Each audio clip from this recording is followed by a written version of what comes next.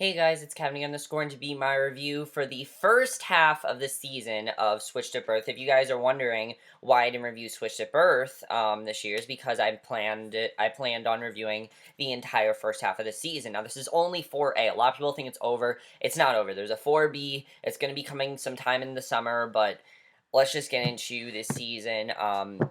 Because I really want to talk about it. I finally saw the mid-season finale because I told myself I'm watching all the shows I usually review for you guys first, and then I'm watching all the shows that ended this week last. That's what I told myself I was going to do. As I said, as you guys know, my review schedule is completely out of whack. So, um, American Crime, by the way, I think I'm gonna just review the season when it ends. I think I'm gonna do that, but let's just get into the season overall. If you guys remembered, I loved the finale of season 3 of Switch at Birth. I loved it. I think it was a fantastic finale, and at times it felt like a series finale. It did. But I was kind of worried how the season was going to be going into it. I was very skeptical what was going to happen and how it was going to be overall. However, this season of Switched at Birth, I have to say, is probably their best yet. I loved everything about this season because this season was the most mature season for me. And there were so many reasons why. And there's so many things that happened this season that I definitely want to talk about. And I'm going to talk about what I think, how I felt about the first half of the season, where I think the second half of the season is going to take us. And let's just get into it. Let's first talk about Bay and Daphne and Emmet and all of them. So, of course, if you remember in season 3, Bay decided that she would turn herself in for Daphne and get Daphne to not be, arrested and everything. And everyone was very skeptical about this happening, but Bay said, I have to do this. It's what's best for me. And she doesn't end up going to college or anything. And for a lot of the season, she's on parole. And I have to say, I like seeing her in this position of being this responsible sister and helping out Daphne. I definitely really enjoyed seeing that from Bay. I think what they did with her there was really, really good. I definitely really enjoyed that. But of course, the big thing this season is that is keeping her away from Emmet, because she promised Emmet that she would go to LA with him, but now she couldn't do that. And Emmet was really upset about that, but she told him, look, we're going to have a long distance relationship. Everything's going to be great. However, when she said that, I'm like, there's no way this is going to work, because how many times does a long distance relationship actually work? Yeah, not many. It barely ever works. So I really did not think this was going to work between them. But let's get into her on parole. When she's on parole, things are much different for her. And there's this girl that she's trying to bond with who is kind of, I think her name was Triss, I believe. She's trying to bond with her. And, it's not exactly working because, she doesn't really want anything to do with her and things like that. Just seeing the harsh conditions that she had to put up with was really hard to see, because I mean, Bay has never really been in that sort of position, and also really reminds us of what Bay used to be. I mean, in season 1, if you remember, she was this rebellious, very rebellious person, and she's not like that anymore. It just shows you how different she is from everyone else, and that it was so much character development from her, and I love that. And I have to say, guys, I also have to say this, I have been enjoying Switch at Birth a lot more than the Fosters lately. I really have. Fosters has been great, but Switch at Birth, I have to say, they have completely redeemed and made it so much better. This whole season really felt like a soft reboot. It really did. So as far as Emmet goes out to do all these big film productions and everything, and he is now in film school, and one of my favorite parts of the season was seeing him in film school. It was a lot of fun to see, but he starts bonding with this girl, Sky, and when Sky came into the picture, I'm like, she's gonna make them break up. She's gonna be the thing that tears Bay and Emmett's relationship apart. However, I like that she doesn't do that. She can see that these two are in love. She can see that they like each other, and she can tell that he really cares about her. And that's one of the things I really like about him, is how much he cares for Bay, how much he wants to be with her. Something that was definitely one of my favorite parts of the season, was seeing their relationship overall and seeing how they were going to deal with that, the struggle that they were going through. I definitely really enjoyed seeing that. But of course, there has to be some things that happen along the way. Now, let's talk about what might be the most controversial storyline in Switched at Birth history. I'll get to Daphne in a second, because I want to talk about what happens to Daphne later.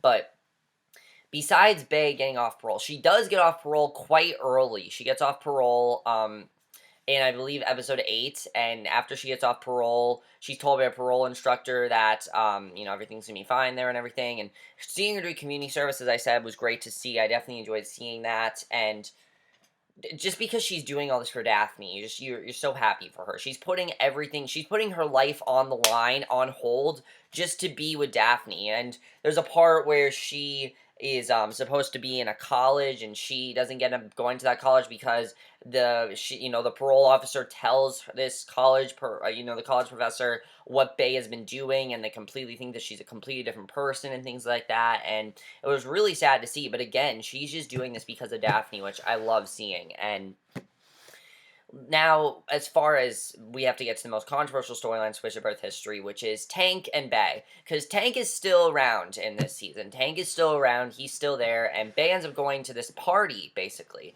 She goes to this party, she gets really close with Tank, they start talking and everything. She had just been in this, basically, she had just been with Emmet, and she goes to this party, and something ends up happening where somehow she and Tank end up in bed. Now, this it's probably the most controversial storyline Switch of Birth has done ever, I have to say. But I really enjoyed the storyline because it didn't make Tank seem like a bad guy. It just showed that it wasn't non-consensual. The non-consensual storyline I definitely really enjoyed because here it's all about, did Bay tell him to have sex with her, or was it simply rape? And I really did enjoy that storyline. And what it ultimately came down to is that Tank did not realize that it wasn't non-consensual. Bay did seem like she was into it, but she really wasn't, and she was really upset about it. And that whole storyline, I definitely really enjoyed seeing. I thought it was a very well done storyline. I really liked it, but when that happened, I'm like, that is going to tear Bay and Emmett apart, because I knew they were not going to stay together. When they agreed to be in a long-distance relationship, I knew they were going to break up. That never works between two people. There was no way they were going to stay together. I knew they weren't going to. So knowing they're in that position, I really like seeing that. I think what they did with them was really good, and everyone, for the most part, wants to know what's going on with Bay. Even the school finds out, and everyone goes against Tank, but I like that Bay says, no, Tank wasn't the bad guy here. They both were, because in many ways, they both were the people that were wrong here. I mean, Bay was wrong in getting drunk and everything, and Tank was, I mean, I understand she could get drunk and things like that, but Bay was wrong because she shouldn't have when she was drunk and everything, she shouldn't have listened to him. And Tank, she didn't refuse it either, but Tank at the same time, she never said yes. He just went for it. She never actually said yes. So I like that it shows that both of them really were in that same position. Because if they would have just, showed Tank as this monster, I would have hated that. Because Tank's never like that. He's not a monster. He's a good guy. He just didn't realize that, it wasn't non-consensual. And he thought Bay enjoyed it when she really didn't. He didn't realize that she was drunk and everything, and he thought that it was fine between them, and I can understand that. I can understand why he thought it was okay. So I definitely really enjoy the story, and I think they handled it really well, and I think the way they did that, the message they were trying to get across, was really good. But quickly after this, I love the cliffhanger where Emmet then arrives, and when Emmet arrives, shit goes down, because Emmet can tell there's something going on between Bay and Tank, and I like that Daphne was there for Bay. Daphne was there the whole time. One of my favorite parts of the season was the Daphne and Bay relationship as sisters. It's completely back, and this is probably the best it's ever been, because Daphne is full on supporting Bay in this when she finds out that Bay was basically raped by Tank. She tells Emmet about this. He feels terrible about it, but at the same time, he keeps wanting to distance himself away from Bay. He really doesn't want anything to do with her. He starts talking to Sky more. He starts not even responding to her text messages. There's a scene where she's texting him and he doesn't respond to her text messages or anything.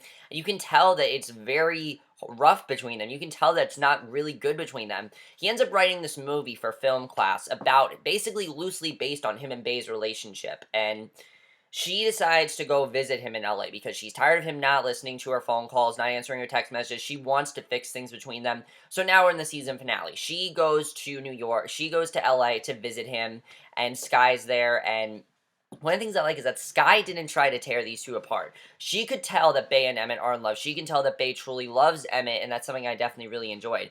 Bay was kind of on the fence with what to do with Emmet, but Mary Beth convinced her to be with Bay because Mary Beth and Travis were actually going through a thing where he was this football recruiter and she wasn't happy about that, so they ended up breaking up, which I thought was kind of surprising, but that happened. And Mary Beth didn't want the same thing happen to Bay and Emmet because they're so good together. However, I have to say, after this finale, I don't really know if I want them together anymore because Emmett's kind of a dick now. He really is. I mean, first of all, he refuses to not let Bay read the end of his script because the end of his script is the two characters breaking up, and if it's supposed to be based on Emmet and Bay, he doesn't want her to think that. So ultimately what ends up happening is that he tells her that he thinks that she cheated on him with Tank, and it's clear that she didn't, and that I mean, here's the thing, I understand that he doesn't know the full details, and that he thinks that she could just be playing the victim card, I can understand that. But she was raped by him, basically, and you're gonna tell me that you're basically siding with him if you say that. I mean, come on. How could he say that to her? I was so upset that he said that, and I honestly don't think I really want those two together anymore. And Bay is shocked when she hears this. She's shocked when she hears this, and every single thing he promised her basically is just gone. I mean, he always promised her, we're going to do this together. We're going to get through this together. And now that she wants to be with him in LA, he's saying no. And I can understand if he thinks that he cheated on her. But she told him many, many times that she did not cheat on him with Tang. She told him that many times. She knows that he was hurt by that, and she knows that I mean, I thought when Em would find out, he wouldn't feel bad. He wouldn't be upset. He would say, okay, I understand this, but we're getting through this together. He wasn't really even supportive to her. And I think the thing is, he's just getting so involved with his film class and everything that he simply just, everything to him is on the side. And when you have to be involved with film class, I can't understand that. But you have to be a good boyfriend. If you're in that position, you have to be a good boyfriend to her. And he's not being a good boyfriend to her. He's being this guy who really doesn't give a shit what she says, and he's just being very rude to her and everything. So Bay at this point really doesn't know if she wants to be in this relation with Emmett anymore. She doesn't really want to see him. And I honestly feel we're not going to see much of Emmett anymore because the only point he's in the show is to be with Bay. And if Bay's not with Emmett, then who's she going to go with?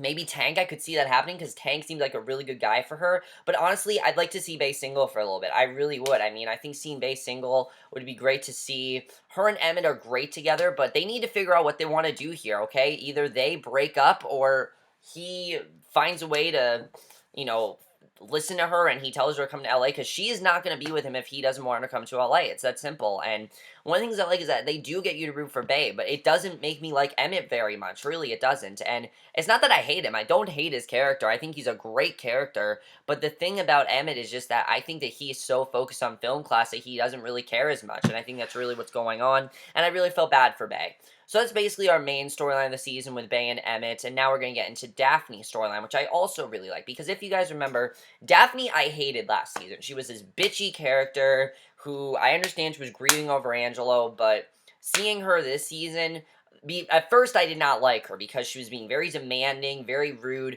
She is now going to college at Gallaudet and everything, of course, that doctor's school, and she's now there.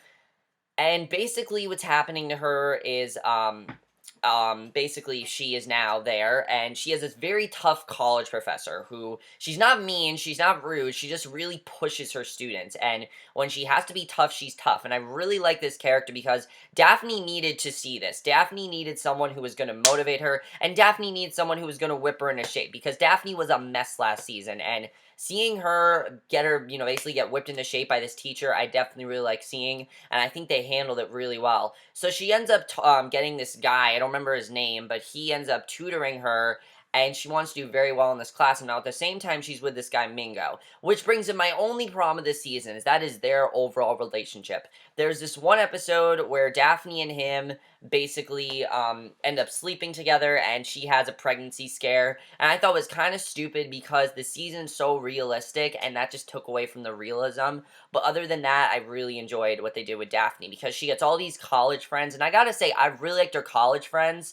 I liked, I really liked her college friends. I like seeing her hang out with these college friends, and just seeing her have this life, I definitely really enjoyed seeing, because this teacher's motivating her to become a better person. I have to say, Daphne really does become a better person. A lot more supportive of Bay, a lot more focused on Bay. She talks to Bay, and she can tell that Bay is doing this for her, and she's very happy that she is. And I understand a lot of people don't like Daphne, but I really like her after the season. I like what they're doing with her. And at the end of this first half of the season, she actually ends up not passing the class. Her friend gets an A-, and she gets a D. So she really has to work herself. Now, at first, she does not want to go back to this class. She wants something to do, but her friend ends up injured, and he really needs surgery. So she decides to go into full mode to help him out, and she realizes that she can go back to college, and she can get into doctor school, which I really like seeing. I like seeing that she sees that she can do this, and I really want to see her do this, and I think it's going to be amazing to watch, and I really have been loving what they're doing with Daphne this season. Okay, So let's get to Toby and also Kathryn's storyline, which is by far one of my favorite storylines this season. I think it's a great storyline. Toby and Lilly, I really do love these two together. I said it. I think Lilly is the perfect replacement for Nikki, and you can see how much they love each other. But again, they also are going through some things in this season, and that is that Lilly, of course, is in college, is a, college teacher, and Toby doesn't really have much direction in his life. He really doesn't. So Kathryn comes up with this opportunity because Renzo actually gives her the idea, which, yes, we saw Renzo again, which was awesome, because you guys know I love Renzo. I think Kathryn and Renzo are just great together. I love their character. And seeing Renzo again was great, because Renzo always gives Kathryn the great ideas, and I love it. Of course, her book has become extremely popular. At first, she wanted to make it into a movie, but he convinces her to make it into a musical. Not only does she want to make it into a musical, but she wants Toby to be the front runner to write the songs for the musical. And at first, he's like, I don't want to do this. I think it's stupid. But he decides that, you know what, my life doesn't have much direction, so I might as well just write a musical with my mom. And I loved seeing that. Just seeing them work on this musical together was so fun to watch. I loved it. And just, it was one of my favorite parts of the season was seeing them work on this. Of course, because one, I love musicals. I mean, hello, you can see on my t-shirt that I'm involved in the musical, but other than that, guys, I think that it was an amazing plot. I think it really was well done for Toby as well, because, I mean, he's not with his band anymore. His music career's kind of gone down the toilet, so the only thing to do now is to basically have this, musical with her, and I thought it was great to see, and I definitely really enjoyed that. Now, the only problem that comes up with that is that, Lilly ends up flirting. Lilly ends up talking to this other guy at the college, and Toby is worried that she's gonna cheat on him because what happened between him and Nikki. He's worried that there's gonna be, something else gonna happen there. And I love that Kathryn tells him, "No, I love Lilly. Don't worry about it." And she tells him straight out that she is not cheating on him. That yes, that guy is flirting with her, but she is rejecting him. She's telling him that she has a boyfriend and everything. But here's the thing: when she introduces him to Kathryn and Toby, she addresses Kathryn as Daphne's mom, not Toby's mom, as Daphne's mom, which I thought was kind of interesting. And again, kind of showing the struggle that they're going through, because they also are sort of in a long-distance relationship. In fact, they want to move in together. He was going to convince her he was going to ask her to move in with him, and it didn't happen because he just felt it was just too early. And I like that he said that he thought it was just too early, and I do like those two together, and I think they're gonna be okay. I think he just needs to listen to Kathryn's advice, that would it be just because Nikki did this to him doesn't mean that Lily's going to. I think Lily's a lot more supportive. In fact, she wanted to help him with jobs and things like that. She wanted to help him out with money, and I really love Lily as a character. I think she's a great character. I think she works very well with Toby, and I really do love these two together. They are great together. And now we'll get to the final. So, in the finale, basically what ends up happening is that they do work on the musical together, Kathryn and Toby, and the musical is very well received, but not by the critic that wanted to see it. It's by this other person that saw it, and they're kind of upset, but they basically decide, you know what, we're going to continue doing this, we're going to work hard on it, and just because one person didn't show up and didn't really like it, doesn't mean we're not going to continue doing this, and I love that. I love their passion, I love their motivation. Also, the songs for, Bat Boy, I think it's called, which is also a musical. Batter Boy, that's what it's called. Batter Up, I think it's called, but whatever it's called, Bat Boy is an actual musical. So, but the songs that they use, I want that to be turned into an actual musical, because the songs are awesome. I have to say, that's one of my favorite parts of this season, was seeing them make these songs. Definitely, I really enjoyed it. But that's basically what ends up happening to them in the finale, and now we're finally gonna get to Regina's plot, which I actually really enjoy this season, because of course Regina's still dealing with Angelo's death, and she wants to do something about it, and she was planning on leaving with, oh shit, what's his name? Hang on one second, guys, I need to find out what his name is, because I can't remember. What's his name?